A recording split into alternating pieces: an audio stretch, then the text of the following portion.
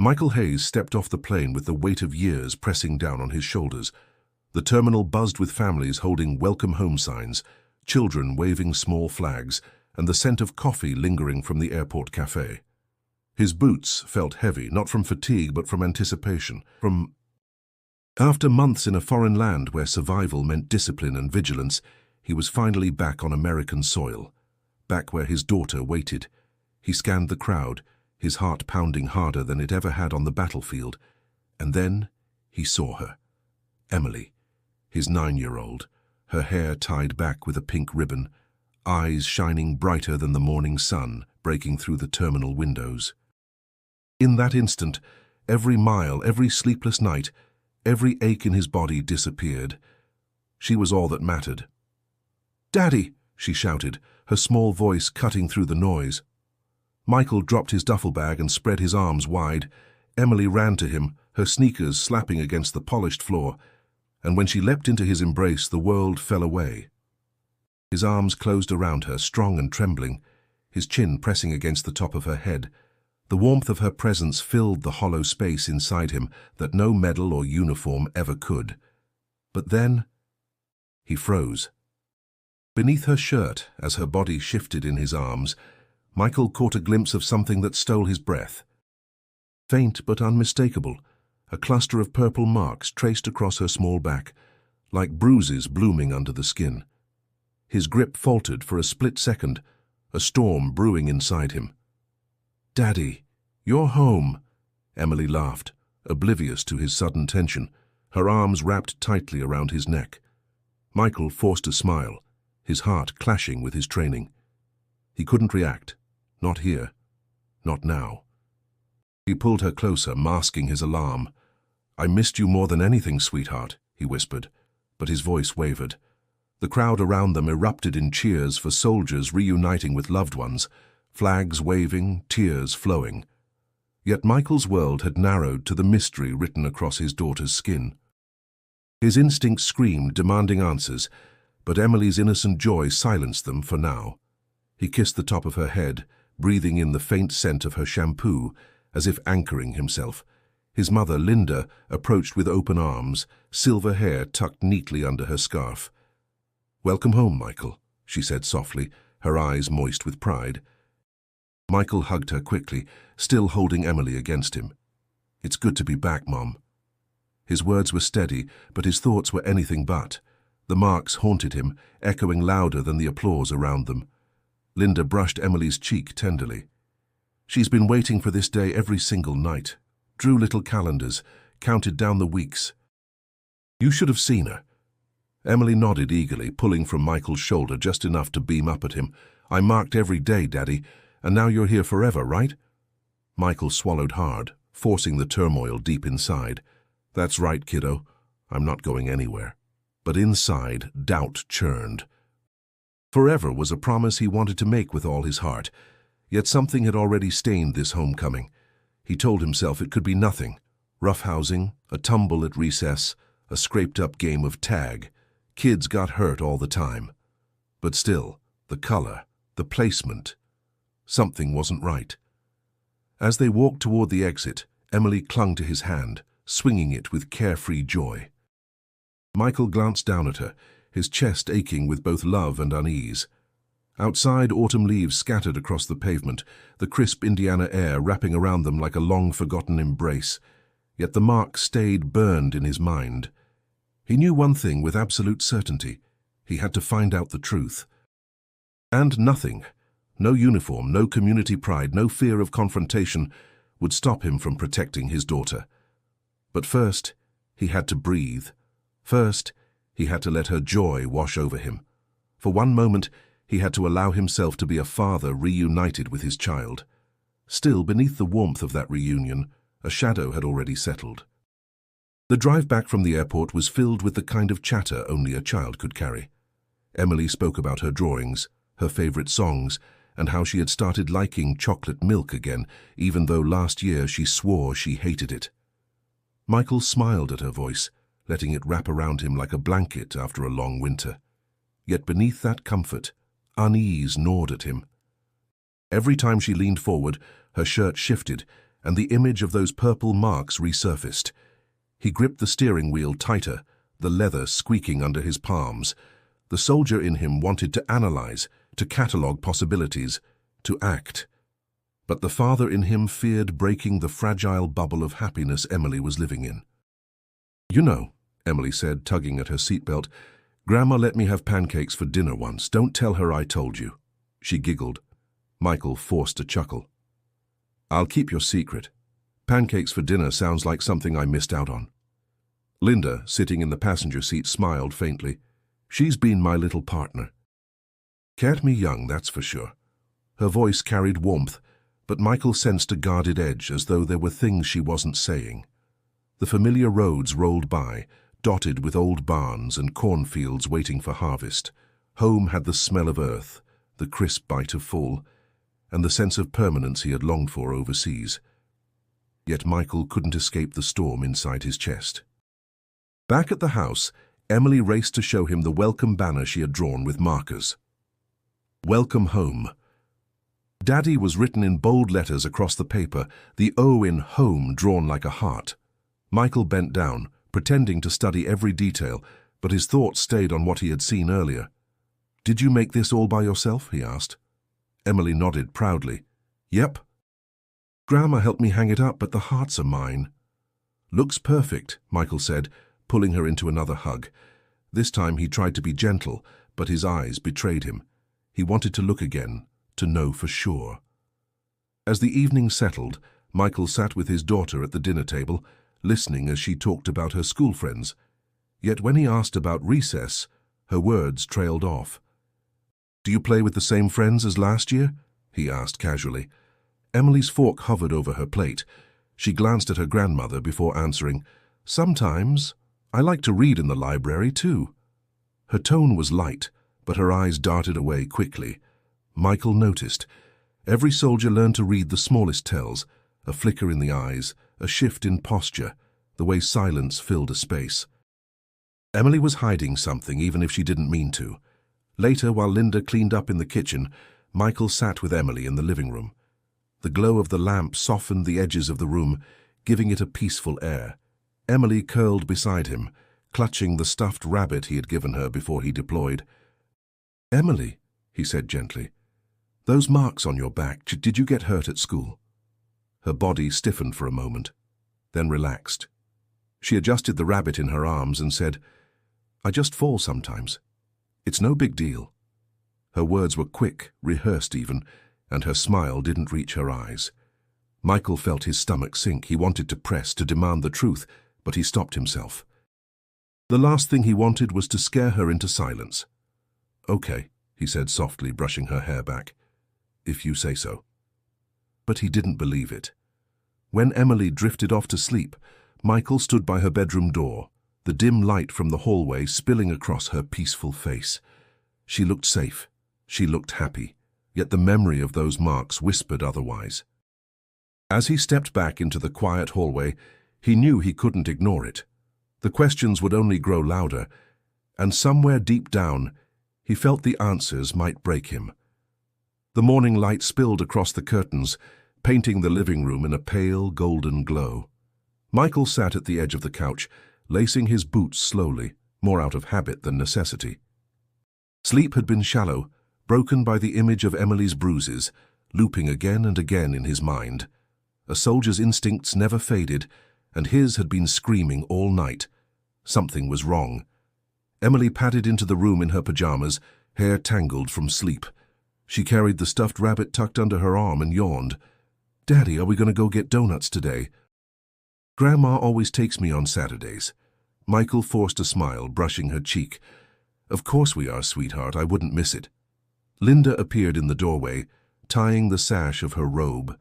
Her expression softened at the sight of her son and granddaughter together. "Donuts at Henderson's, same place we've been going since you were little," she said, her voice warm. The ordinary rhythm of the morning wrapped around them, yet Michael couldn't shake the unease that weighed heavier with every glance at Emily's back. He had promised himself not to push her last night, but silence felt unbearable. At the bakery, Emily's laughter filled the air as she pressed her nose against the glass case, choosing between sprinkles or glaze. Linda chatted with old neighbors, who congratulated Michael on his safe return. They spoke of service, sacrifice, and pride in the town's soldiers. But their words blurred in his ears, because all he could think about was the faint wince Emily gave when she reached for her chocolate milk. When they returned home, Michael asked Linda to sit with him on the porch. The autumn air was crisp, carrying the faint scent of burning leaves from somewhere down the street. "Mom," he began carefully, "I need to ask you something." Linda's brow furrowed. "Of course. Have you noticed marks on Emily's back? Bruises?" Her lips tightened, her eyes flicking toward the screen door as if to make sure Emily wasn't listening. "She's a child, Michael. Kids fall. They bruise easily, you know that." "That's not what I mean, and you know it," he replied, his voice firmer now. "These weren't scraped knees or a bump on the shin. They were deep, purple, like someone grabbed her too hard."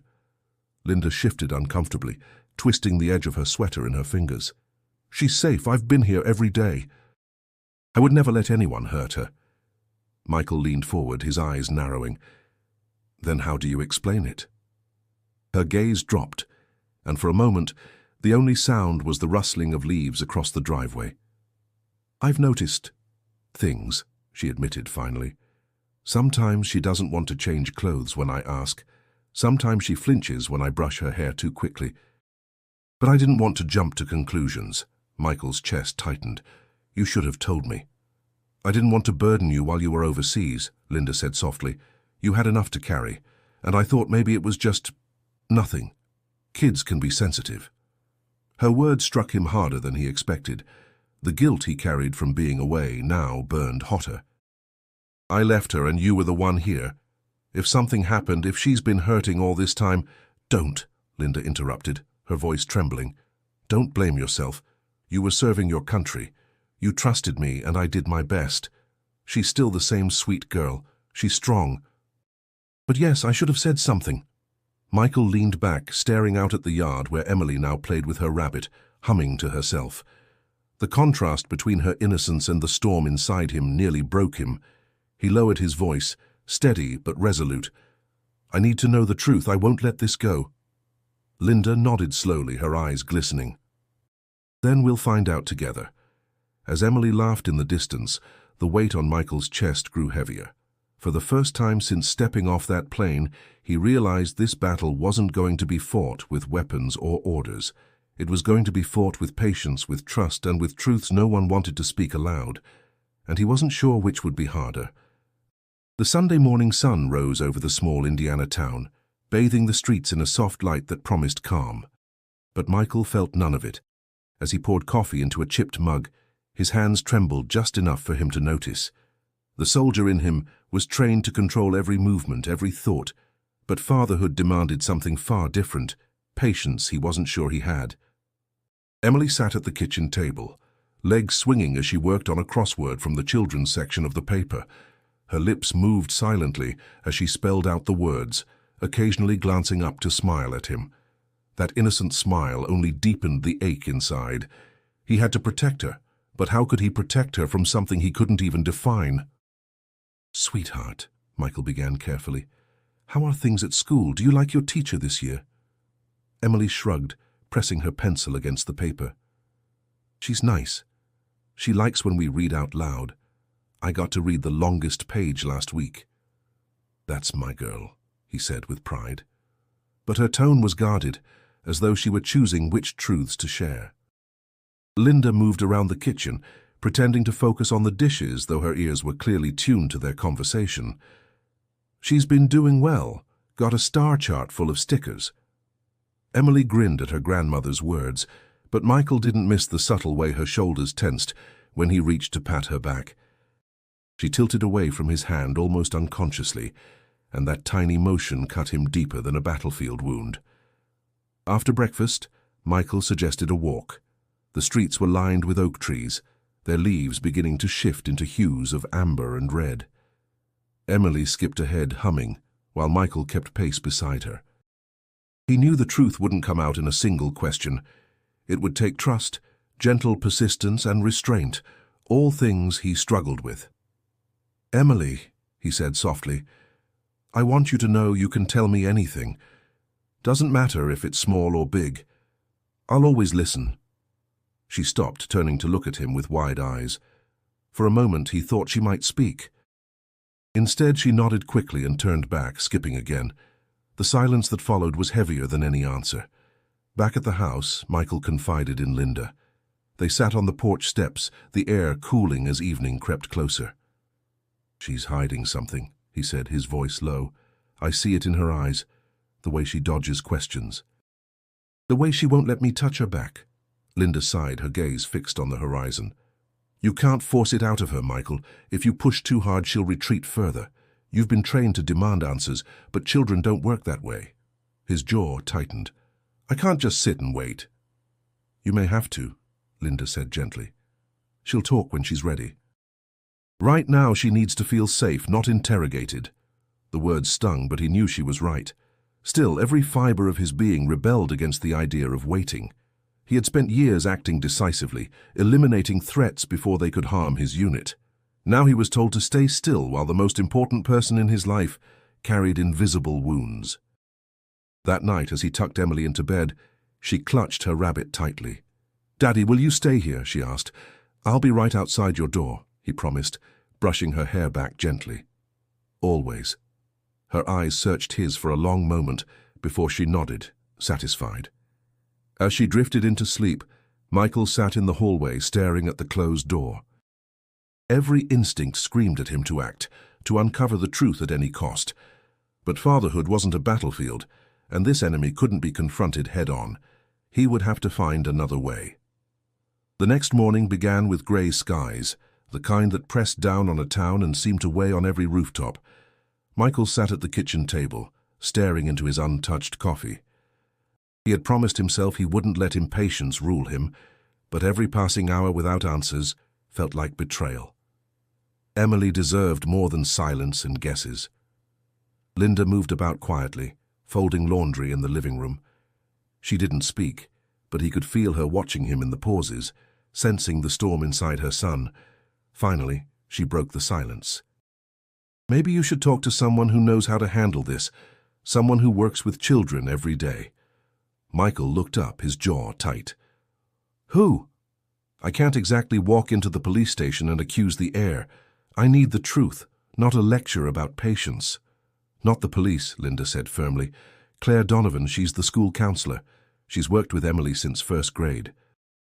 If anyone can guide you, it's her." The name stirred something in Michael's memory. He recalled the counselor's warm smile during a parent-teacher night years ago. She had a calm presence, the kind that made children open up without realizing it. Maybe Linda was right. That afternoon, Michael walked through the familiar hallways of the elementary school. The scent of pencil shavings and floor wax brought him back to when he used to walk Emily to her classroom, her tiny hand gripping his. Now his steps were heavier, burdened by the thought that the walls around him might be hiding truths he wasn't ready to hear. Claire Donovan's office was a small space filled with posters about kindness and shelves stacked with picture books. A jar of colourful stress balls sat on her desk. She rose to greet him, her expression kind but cautious. "Sergeant Hayes, it's good to see you back. Emily talks about you often." Michael nodded, shaking her hand. "Thank you for meeting me. I need to ask you something important." She gestured to the chair opposite her desk. "Of course." "What's on your mind?" Michael leaned forward, his elbows on his knees. "I noticed bruises on Emily, not the kind from falling off a bike. They looked deeper, like someone's hand had been there. I need to know if you've seen anything." Claire's expression softened, but she kept her tone measured. "I understand your concern, but you should know I can't share everything Emily tells me. Confidentiality is important in my role." Michael clenched his fists, then released them slowly. "So you're telling me I just have to sit and wonder?" "I'm saying that my priority is Emily's trust," Claire replied gently. "If she told me something in confidence, it's because she feels safe. Breaking that trust could hurt her more. But I can tell you this, if I ever believed she was in danger, I would act immediately." Her words were calm, but they felt like chains binding his hands. He wasn't used to systems that valued process over action. In combat, hesitation cost lives. Here, hesitation might mean his daughter continued to suffer. He exhaled slowly, trying to rein in his frustration. "So what am I supposed to do?" Claire folded her hands on the desk. "Be present. Show her you're listening without judgment. Let her lead the conversation. When she's ready, she'll come to you. Children open up when they feel safe, not when they're pressed." Michael sat back, his jaw tightening. It sounded too much like waiting again, and waiting was the last thing he wanted. Yet there was truth in her words. He had to build trust, not demand answers. As he left her office, Claire added softly, "She's lucky to have you back. Just don't let your fear drown out her voice." The words followed him down the hallway, echoing with every step. He wanted to act, to fight, to protect, but this wasn't a battlefield he understood, and that terrified him more than anything else. The afternoon sun dipped low, casting long shadows across the school parking lot as Michael waited for Emily to come out. The air smelled faintly of cut grass and exhaust, a familiar mix that should have felt ordinary. Instead, his senses were on high alert, his gaze sweeping over every car, every person. His training had wired him this way, to notice what didn't belong. That's when he saw it. Her dark pickup truck idled across the street, its windows tinted just enough to conceal the driver. The engine hummed low, steady, like a predator biding its time. Michael's jaw tightened. He'd learned long ago that instinct wasn't paranoia, it was survival. Children streamed from the school doors, backpacks bouncing as they raced to meet parents. Emily emerged among them, clutching her rabbit keychain that dangled from her bag. Her steps slowed when her eyes flicked toward the truck. The brightness in her face dimmed instantly, replaced by something Michael couldn't mistake. Fear. He crouched beside her as she reached him. "Hey, kiddo," he said softly, trying to keep his voice calm. "Are you okay?" Emily nodded too quickly, her eyes darting away. "Can we go home now?" Michael glanced back at the truck. The driver remained still, unmoving, but the tension in the air was undeniable. He rested his hand gently on Emily's shoulder. "Of course, let's go." They walked to his car, and as he buckled her in, he felt her trembling slightly. He wanted to ask, wanted to demand answers, but the words stuck in his throat. Pushing now would only drive her further into silence. On the drive home, he stole glances at her in the rearview mirror. She stared out the window, quiet, her fingers twisting the ears of her stuffed rabbit. He recognized the look. It was the same one he'd seen in villages overseas, in children who had learned to hide their pain. That night, over dinner, he tried again. "Emily," he began, keeping his tone light, "you seemed a little nervous leaving school today. Was something bothering you?" She froze for a second, then forced a smile. "Just tired, Daddy." "That's all." Linda looked between them, sensing the weight in the air. "Maybe she's just adjusting to you being back," she offered gently. But Michael knew better. His gut told him the truck wasn't a coincidence, and Emily's reaction confirmed it. Something about that vehicle unsettled her, and he wasn't going to ignore it. The following morning, he returned to the school to speak with the principal, Mr. Thornton, a man with decades of experience etched into the lines of his face.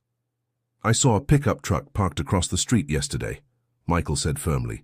"Tinted windows. My daughter noticed it too, and she was afraid. Has anyone else reported something like that?" Thornton frowned, shaking his head.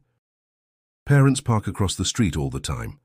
Unless someone approaches a child, it's not against the rules. I understand your concern, but we can't go around accusing people based on a parked car." Michael's temper flared. "With all due respect, I know what I saw, and I know what fear looks like in my daughter's eyes." The principal raised his hands in a calming gesture. "I'll make sure our staff stays alert.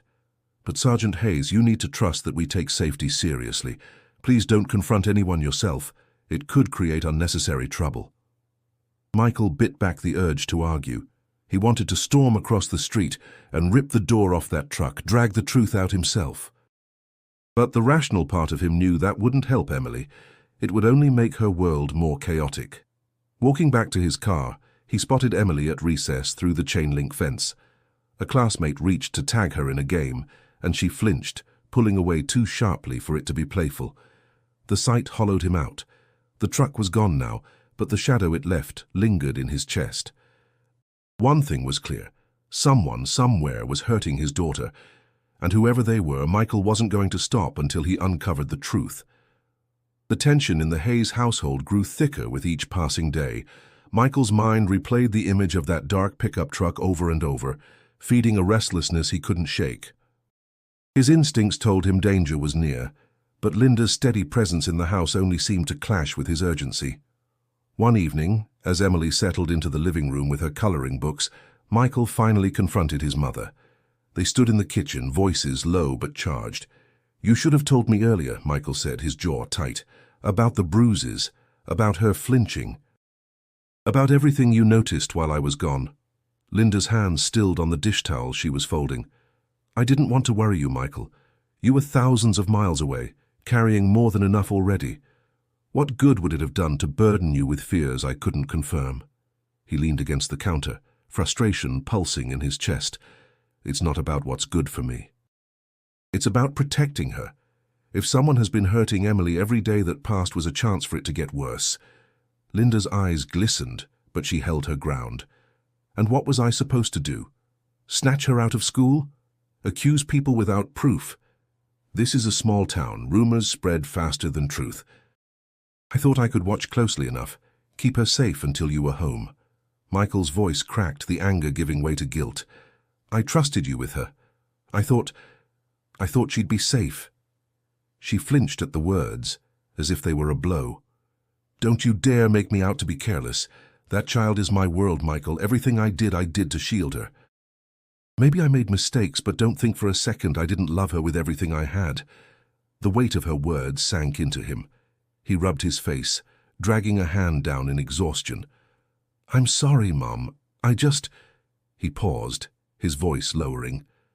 "I feel like I failed her. I was halfway across the world while she needed me here." Linda softened, her anger fading into sorrow. "You were serving your country. You weren't abandoning her. You came home. That matters."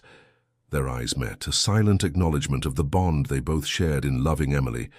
But beneath it was an undeniable fracture, the unspoken blame, the regret that neither of them could erase.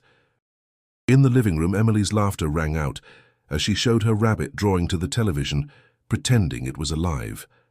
The sound cut through the heaviness between them, reminding both Michael and Linda why they had to stay united. Michael exhaled, steadying himself. "We can't afford to be divided. If there's something going on, if someone's hurting her, we need to face it together. No more secrets. No more waiting." Linda nodded, her voice quiet but resolute. "You're right.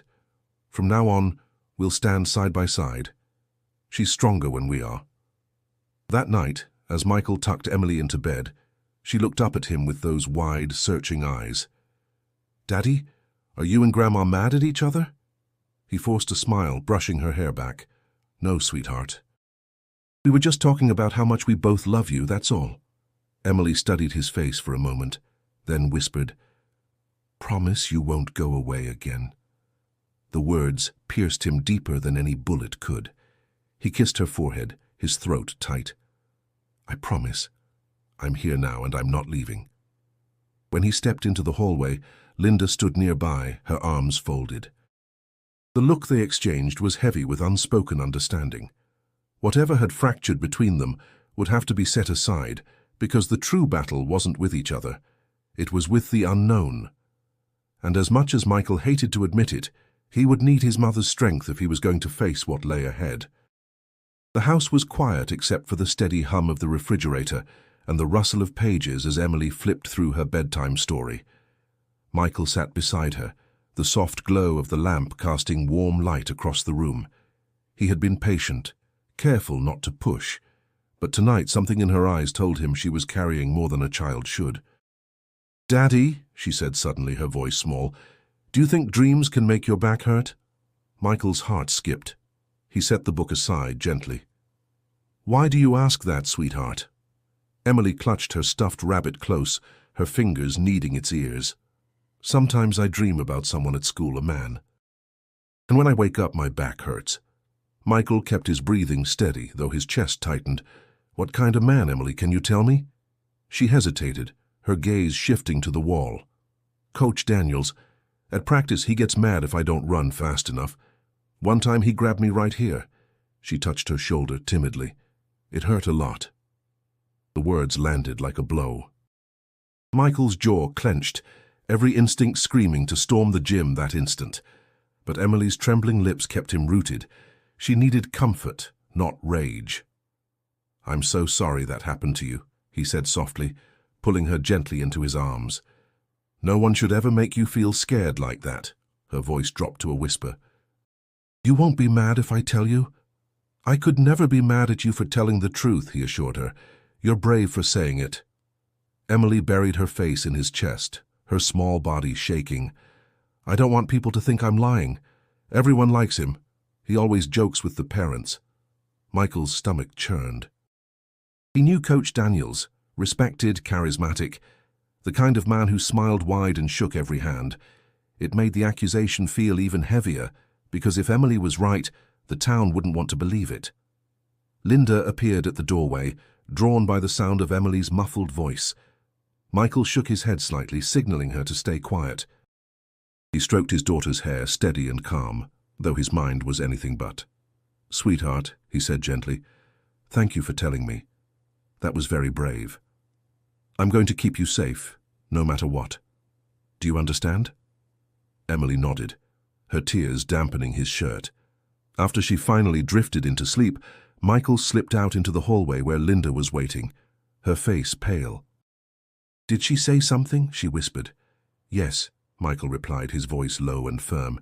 "She said the coach grabbed her, hurt her." Linda's hand flew to her mouth. "Oh, God." "I knew something was wrong," Michael muttered, anger simmering just beneath the surface. "And now we have a name." But even as the words left his lips, he felt the weight of what it meant. Accusing a man like Coach Daniels in a town that adored him would ignite a firestorm. Neighbors, parents, even teachers might side against them. Emily could be painted as confused or mistaken. Linda placed a hand on his arm. "Michael, you can't just march down there and confront him. If you do, it'll turn into your word against his, and Emily will be the one caught in the middle." His jaw tightened. "So what? We just stay silent?" "No," Linda said firmly. "But we have to be smart. Protect her without making her feel like she started a war." Michael stared at his daughter's closed bedroom door, torn between fury and restraint. Every fiber of him wanted to act, to bring the truth into the open immediately. But for Emily's sake, he would have to tread carefully. Still, the promise had already rooted in his heart. Whatever it took, the truth would come to light. Michael's footsteps echoed in the sterile hallway of the county office, each one fueled by the words Emily had whispered the night before. His daughter's fear had finally found a name, and now he carried it like a weapon. But the moment he stepped into the Office of Child Protective Services, he realized this battle wouldn't be won quickly. The caseworker, a woman in her 40s with tired eyes and stacks of paperwork surrounding her, listened carefully as Michael laid everything out. His voice was steady, but beneath it ran a current of restrained fury. "My daughter said Coach Daniels grabbed her hard enough to leave marks," Michael explained. "I saw them myself, purple bruises across her back. That's not discipline, it's abuse." The caseworker nodded, jotting notes. "I understand your concern, Sergeant Hayes. We take every report seriously, but we have to follow procedure. We'll open an investigation, interview your daughter, and speak with school staff." Michael leaned forward, his voice sharper now. "You don't need more proof. You have her words, and you have me telling you I saw the evidence.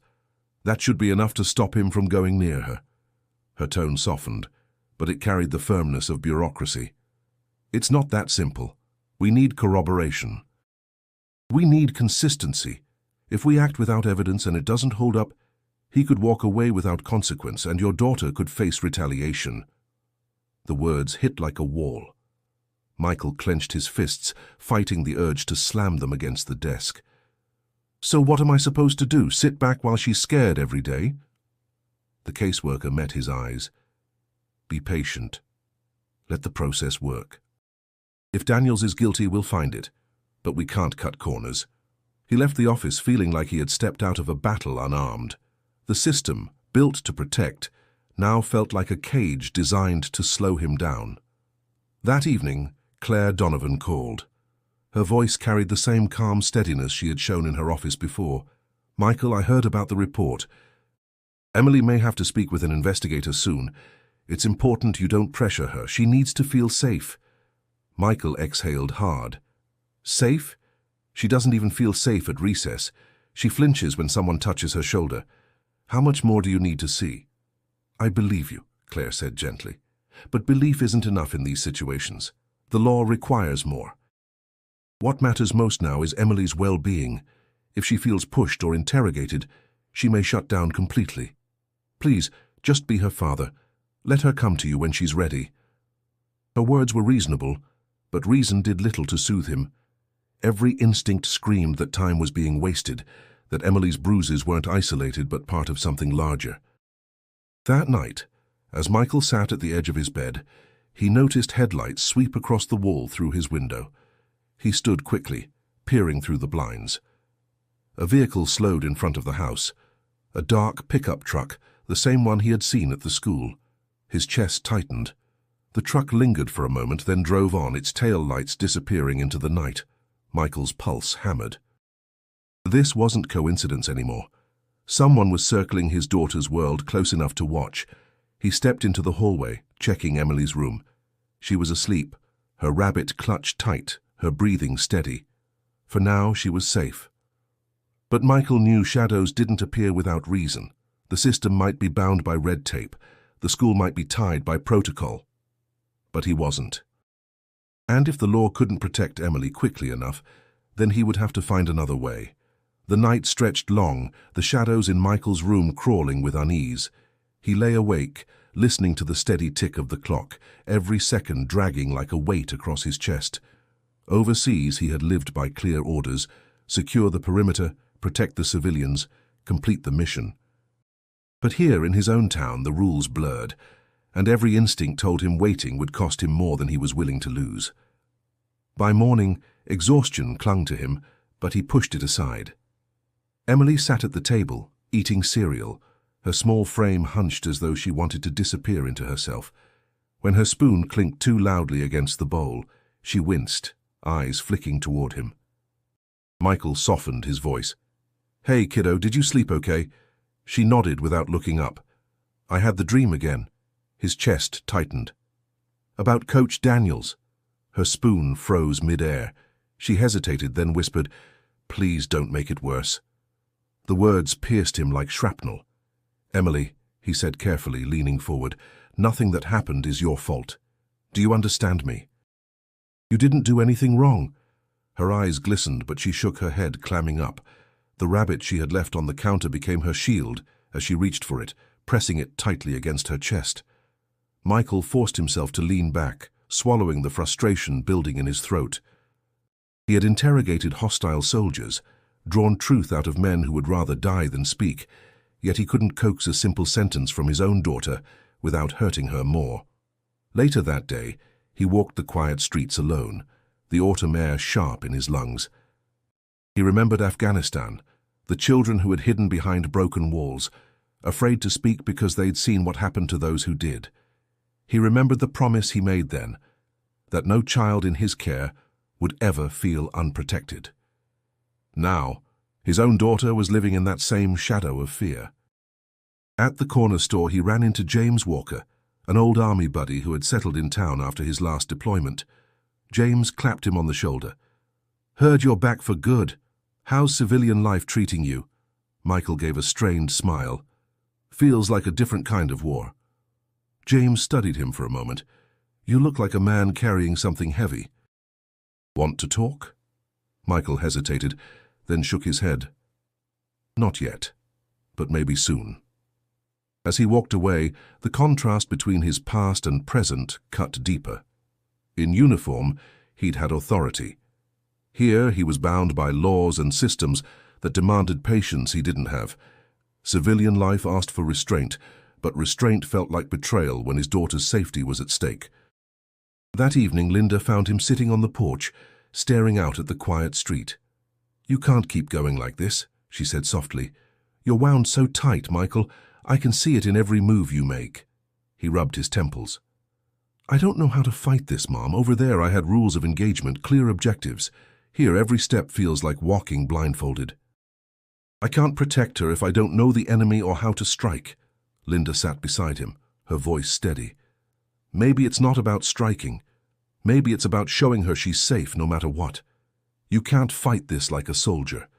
You have to fight it like a father." The words sank in, though they didn't ease the restlessness inside him. He looked at the darkened street, his thoughts circling back to the pickup truck that had slowed in front of their home. That shadow still loomed, unanswered and unresolved, and as much as he wanted to heed his mother's wisdom, the soldier inside him whispered that waiting was a luxury Emily couldn't afford. The days that followed blurred into a haze of unanswered questions and sleepless nights. Michael tried to mask his unease in front of Emily, but she saw through him.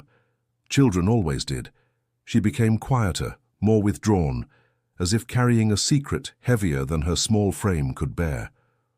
One afternoon, Michael found himself at the local diner, the kind of place where gossip traveled faster than the coffee poured. He sat across from James Walker, his old army buddy, the hum of chatter filling the air around them. James leaned in, his voice low. "I've been hearing things, Mike," he said. "You're not the only parent noticing strange bruises on their kids. A couple of families kept their kids home from practice, but nobody's talking loud about it. They're scared." Michael's eyes narrowed. "Scared of what?" "Or who?" James shook his head. "That's the thing. Around here, reputation is everything. No one wants to accuse someone like Daniels. He's been in this community forever. Coaches the kids, volunteers at church. People don't want to believe he could hurt a child." Michael leaned back, the weight of the words pressing against his chest. "So they'd rather stay silent than protect their kids. Silence is easier when truth costs too much," James muttered. "But you and I, we know silence never saves anyone." The words echoed in Michael's mind long after he left the diner. That evening, as he tucked Emily in, he noticed her hands trembling as she pulled the blanket to her chin. "Daddy, if you promise not to tell Grandma, can I ask you something?" she whispered. Michael's heart skipped. "Of course. You can ask me anything." She hesitated, then whispered, "If I don't say anything, will it stop?" The question pierced deeper than any bullet ever could. He swallowed hard, fighting the urge to pull her into his arms too tightly. "Emily, not saying anything doesn't make bad things disappear. Sometimes silence makes them worse, but you don't have to carry it alone. I'll carry it with you." Her eyes filled with tears, and she turned away, burying her face in the rabbit. Michael sat there helpless until her breathing slowed into sleep. Later that night he confided in Linda. "James told me other kids have bruises. This isn't just Emily, it's bigger." Linda's face paled. "Then why isn't anyone speaking up?" "Because they're afraid," Michael said bitterly. "Afraid of a man who has this town wrapped around his finger. Afraid of being the first to say out loud what everyone suspects." Linda sat down heavily, her voice trembling. "So what do we do?" Michael stared into the darkened window, his reflection haunted. "We find the truth, and if no one else will speak, I'll speak for them." Over the next few days, he began discreetly asking questions. A mother at the grocery store avoided his eyes when he mentioned bruises. A father at the gas station shifted uncomfortably before muttering, "Kids get rough, nothing to it." But the fear in their voices told a different story. Each denial only fueled Michael's resolve. He had spent his life spotting what was hidden, caches buried in sand, threats cloaked in shadows. Here the enemy wore a friendly smile, but the signs were there for anyone willing to look. Still, the more he dug, the more distant Emily became. She sensed his growing obsession, retreating further into herself. One evening, when he pressed her gently about practice, she shook her head fiercely. "Please stop asking, Daddy, please, it makes me scared." Her words stopped him cold. He realized that in his quest for truth, he was losing the very trust he needed most. Michael walked outside that night, the crisp autumn air biting against his skin. The leaves rustled like whispers in the dark. and he stood there torn between the soldier who sought answers and the father who needed to keep his daughter's fragile trust intact. For the first time, he wondered if those two roles could exist together, or if one would destroy the other. Sunday morning service was supposed to bring peace, but Michael felt anything but. As he sat in the wooden pew, his gaze kept drifting across the sanctuary. There in the front row sat Coach Daniels with his arm around his wife, smiling broadly as he greeted neighbors. The congregation admired him, laughed at his jokes, leaned in to shake his hand. To Michael, the sight was unbearable. When the pastor spoke about trust and community, Michael's chest tightened until he could hardly breathe. Every word felt like hypocrisy when a man Emily feared sat bathed in praise. The soldier in him could no longer stay silent. After the service, families gathered in the fellowship hall, sipping coffee and sharing pies. Michael's hands shook as he approached the coach. Daniels grinned, his voice booming. "Sergeant Hayes, welcome home, brother. We're proud of you." Michael's jaw tightened. "Stay away from my daughter." The chatter around them quieted instantly. Heads turned, conversations froze. Daniels blinked, then laughed uncomfortably. "Excuse me?" "You heard me," Michael said, his voice low but sharp. "I know what you've done." "I've seen the bruises." Gasps rippled through the crowd. Daniels held up his hands as though warding off a false charge. "Michael, I don't know what you think you've heard, but this is ridiculous. I would never hurt a child, let alone Emily. Ask anyone here. I've coached half their kids." Parents murmured, some stepping closer to the coach in silent solidarity. A woman whispered, "He's always been so good with the kids." Another added, "Maybe Michael's just adjusting back." The words cut deep. Michael clenched his fists, struggling to control the surge of anger. "Don't you dare paint me as unstable. My daughter came to me terrified. That doesn't come from nowhere." Daniels's eyes hardened, the smile fading. "Watch your words, soldier. People around here know me. They trust me. Do they know you anymore? Or are you just bringing your war home with you?" The crowd shifted uneasily, some avoiding Michael's eyes. He felt the tide turning against him, the weight of community loyalty pressing like a vice. Linda hurried forward, placing a trembling hand on his arm. "Michael, please," she whispered. "Not like this." But the damage was done. Whispers spread like wildfire. Parents pulled their children closer, casting wary glances at him. A man muttered, "Maybe it's PTSD talking." Michael's chest burned.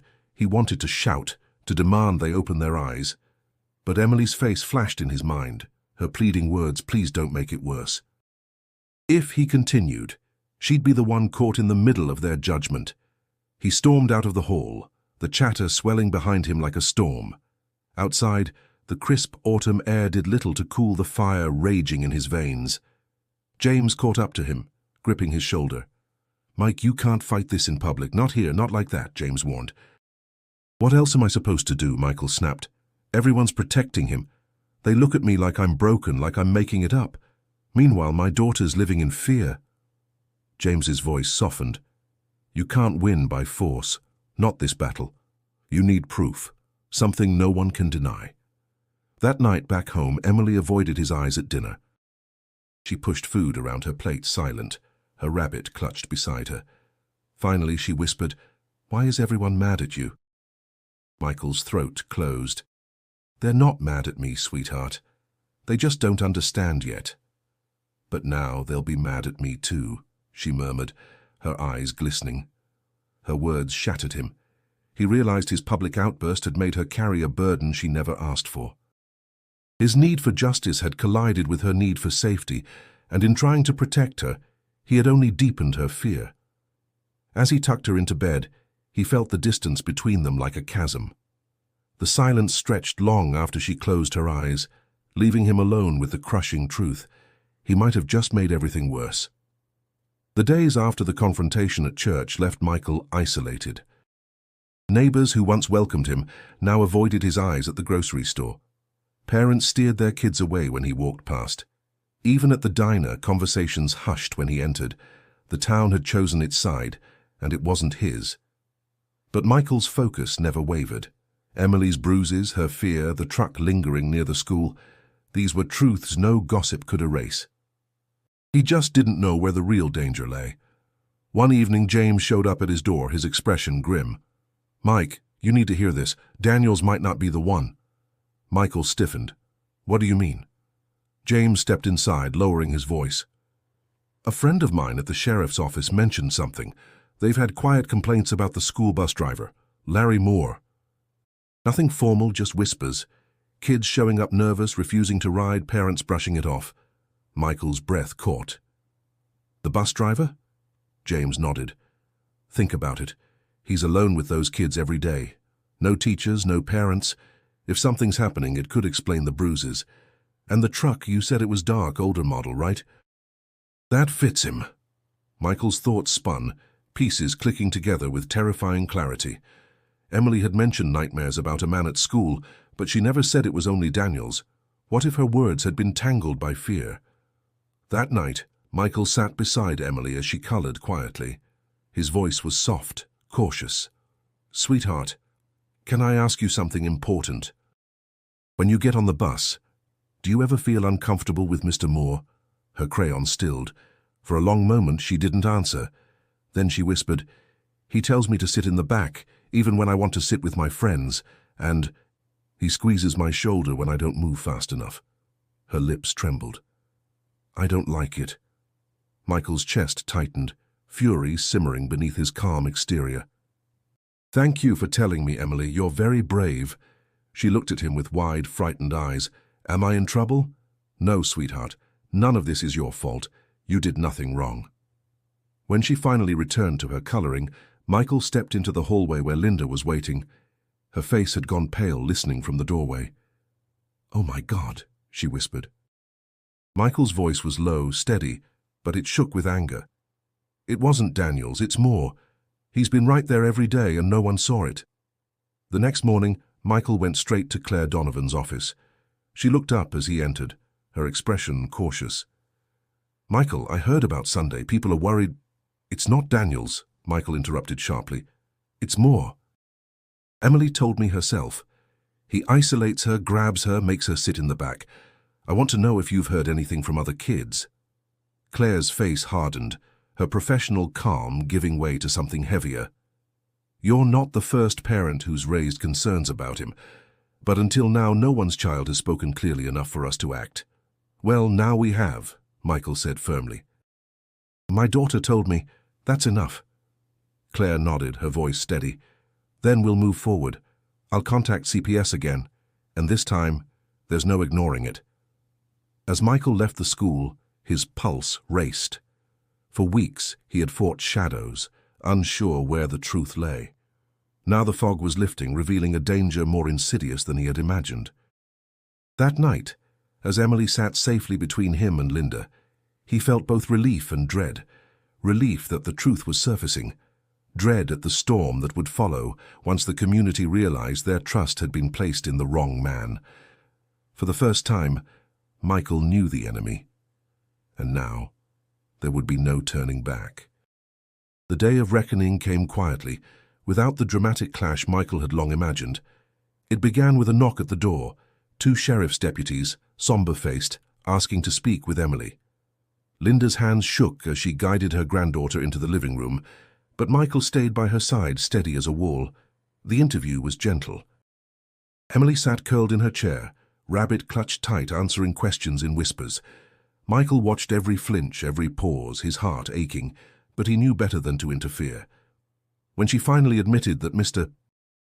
Moore had touched her roughly, making her sit alone and gripping her shoulders hard enough to leave bruises, the deputies exchanged a look that said everything Michael needed to hear. By evening, word spread across town. The beloved bus driver, Larry Moore, had been taken into custody. Parents whispered in disbelief outside the school, denial warring with unease. The community that had once turned its back on Michael now stood in stunned silence, the truth dismantling their illusions piece by piece. That night, Linda sat at the kitchen table, her hands wrapped around a mug of tea. "I keep thinking about how close we came to missing it," she murmured. "If Emily hadn't found the courage to speak." Michael's gaze softened. She's braver than all of us. Stronger too. I thought protecting her meant fighting every battle head-on, but she showed me it's about listening, about being there even when it's hard. Linda reached across the table, her fingers brushing his. You did protect her. In your way, you never gave up. And now maybe she can finally breathe. Later, Michael found Emily in her room, coloring quietly. The tension in her shoulders had eased, though the shadows still lingered in her eyes. He sat beside her, careful not to crowd her space. "Sweetheart," he said softly, "I heard what you told the deputies. That was very brave." She kept coloring, her voice barely above a whisper. "Will he come back?" "No," Michael said firmly. "He won't hurt you again. You're safe now." She looked up at him then, searching his face for truth. When she found it, she leaned into him, her small frame pressing against his side. "I just want things to feel normal again." Michael wrapped an arm around her shoulders, steady and gentle. "They will. It might take time, but they will. And I'll be here every step of the way." In the days that followed, the community shifted. Parents who had once doubted now approached with quiet apologies. Some offered casseroles, others awkward words of support. Michael accepted them politely, but kept his focus where it belonged, on Emily. Claire Donovan arranged counseling sessions, and slowly, Emily began to reclaim her laughter. It wasn't constant, not yet, but it came in flickers, over pancakes during walks with her grandmother, when her rabbit talked back in silly voices. Each smile was a victory. One evening, as the sun dipped below the horizon, Emily sat beside Michael on the porch. Fireflies blinked across the yard, tiny sparks in the summer air. She rested her head against his arm. "Daddy," she said, her voice soft but steady, "you don't have to be a soldier all the time. You can just be my dad." The words struck him deeper than any medal or salute ever could. He kissed the top of her head, his chest tightening with both pride and humility. "Being your dad is the most important mission I'll ever have." For the first time since stepping off that plane, Michael felt something close to peace. The battle wasn't over. He knew healing wasn't a straight road, but the war for Emily's safety had been won. And now together they could begin again. The weeks after Moore's arrest brought a quiet shift to the town. For the first time in months, Michael could walk through the grocery store without whispers curling at his back. Neighbors who had doubted him now nodded with hesitant respect, some offering apologies, others too ashamed to speak. But Michael no longer cared about their approval. His eyes stayed on Emily, on the small victories that marked her healing. One crisp morning, he walked her to school, her hand nestled in his. The air carried the scent of fallen leaves, and the playground rang with the shouts of children. Emily hesitated at the gate, her rabbit keychain dangling from her backpack. She looked up at him, uncertain. "You'll be here when I get out?" she asked. Michael knelt to meet her eyes. "Always." "I'm not going anywhere." She studied him for a long moment, then nodded. With a deep breath, she joined her classmates. Michael stood watching until she disappeared inside, his heart steady for the first time in what felt like forever. That evening, Linda sat with him on the porch, their mugs steaming in the cool air. The quiet between them was no longer heavy with blame, but filled with a fragile peace. "You know," she said, "I used to think strength meant keeping things inside, carrying it all so no one else had to. But Emily showed us different, didn't she? She reminded us that strength is speaking even when it hurts." Michael nodded, his eyes on the stars beginning to pierce the twilight. "I thought being a soldier made me tough, but she's tougher than I'll ever be. She faced something I couldn't even see and found the courage to tell me. That's real bravery." Linda reached over, resting her hand on his arm. "And you listened. That's what saved her." Inside, Emily's laughter echoed as she played with her rabbit, the sound lighter, freer than it had been in months. For Michael, that sound was worth more than any medal or recognition. It was the proof that the darkness had been pushed back, that the little girl he loved still had her light. Later, as he tucked her into bed, Emily looked up at him, her eyes calm. "Daddy, do you think everything is okay now?" Michael brushed her hair back gently. "Things will be okay." We'll keep walking forward one day at a time. Some days will be hard, but we'll face them together, and that means you'll never have to be afraid alone." She smiled faintly, clutching her rabbit. "I like when you say together." "Me too," he whispered, kissing her forehead. As he stepped into the hallway, he paused, glancing back at her sleeping form.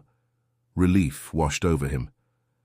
He had learned that battles at home required a different kind of courage, not charging forward, but listening, waiting, and holding steady.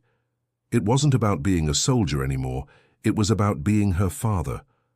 Standing in the quiet house, he felt a new mission settle deep inside him. To be present, patient, and unwavering.